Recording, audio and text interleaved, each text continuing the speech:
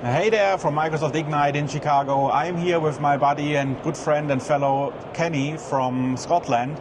So Kenny, we're here on Microsoft Ignite. What is the reason you're here in person and how do you like it? Well, the reason I'm here in person is because I was here presenting 2 sessions about what was Azure Stack HCI and is now Azure Local. So it's super exciting here to be able to share everything that Dell is doing around the Azure Local space here. I spent some time on the Azure Local booth, the Microsoft one as well, talking to customers, talking to partners, helping them to understand some of the changes, and the excitement has been pretty phenomenal actually. Awesome. Great to hear. So we met, I guess, 7 years ago on our journey to Microsoft Azure Stack, which is today known as Azure Stack Hub.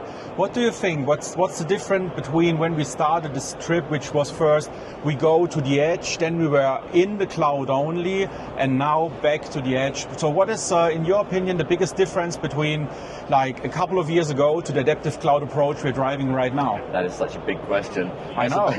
I suppose that if we look back 7 years ago, Azure Stack Hub, which was Azure Stack at the time, it was a pretty big beast. It was a big thing to deploy. It was really bringing the Azure control plane on premises, which required quite a big infrastructure to do. So it was a large investment to get started with the Azure hybrid cloud journey there.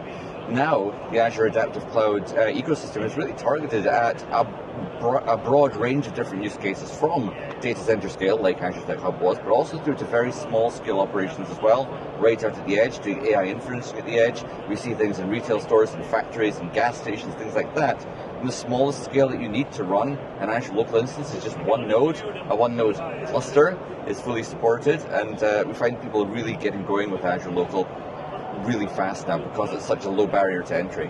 Yeah, I love the new features also that added Arc, right? We didn't have Arc like 7 years ago. Yeah. Now we have them, and here on the conference we heard that it was introduced to have the smaller specs hardware as well for robo use cases, like if you're a retailer and you just have a small shop on an airport or whatever, your entry level, I mean, with Azure Stack Hub these days, it was easy, a 6 digits number, right? And now it's just almost no entry barrier as well, and you have the fleet management and all that out of the Azure portal, but also now on a way, if you can need it and the use case fits, to have it disconnected as well, right? So we also have a solution for our Azure Stack Hub customers now who need to rebuy hardware in a couple of years or maybe soon, who knows, that they can now reevaluate if they go with Hub or if they switch to Azure Local, right? Absolutely. But you know what else is really awesome? For all of those customers who have already invested in Azure Stack HCI, and we have thousands of customers who have already invested in Azure Stack HCI who are now invested into Azure Local, all of those people who were using AKS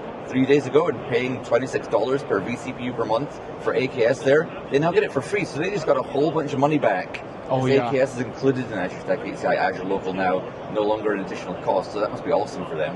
Yeah. So guys, you see, that's a product that is changing rapidly on a fast pace. So follow Kenny and me. Find us on LinkedIn, on X, on Blue Sky, wherever you find us. We're happy to share and spread the words for the community. So follow us for more information, and thank you for having me.